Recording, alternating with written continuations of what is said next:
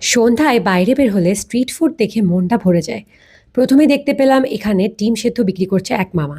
তারপরে আমি অলওয়েজই হাঁসের ডিম বেশি পছন্দ করি। আমি একটা হাঁসের হাফ বয়েল ক্রিমি বয়েল যেটাকে বলে সেই ডিম নিয়ে নিয়েছিলাম। এখানে মামা স্পেশাল একটু মশলাও দিয়ে দিল। এটা খেতে খুব ভালো লাগে। বাড়িতে যতই ডিম সেদ্ধ খাই বাইরের ডিম সেদ্ধর সাথে এটা তুলনা হবে না।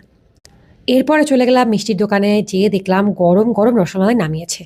সাধারণত রসমালাই ফ্রিজেই রাখে ওরা, কিন্তু গরম রসমালাই দেখে আর লোভ সামলাতে পারলাম না। 50 টাকা বাড়িতে রসমালাই এক বাটি খেয়ে নিলাম। সাথে ওদের স্পেশাল সিঙ্গারা, এই সিঙ্গারাটার মধ্যে অনেক কিছুই দেওয়া থাকে, বাদাম, আলু, ছোলা, আর ওদের চাটনিটাও অনেক মজা। এটাও খেয়ে শেষ করলাম। এরপরে চলে গেলাম ভাজিভুজির দোকানে, যে এখানে কিছু চপ আর পেঁয়াজি কিনেছিলাম। এটা অবশ্য রাতে খাওয়ার জন্য, রাতে ভাত দিয়ে খাবো তাই নিয়েছিলাম পার্সেল। এরপরে দিনের শেষে একটু চা না খেলে তো হয় না, চলে গেছিলাম মালাই চা খেতে। মালাই চা দিয়ে আজকের এই স্ট্রিট ফুড জার্নিটা শেষ করলাম।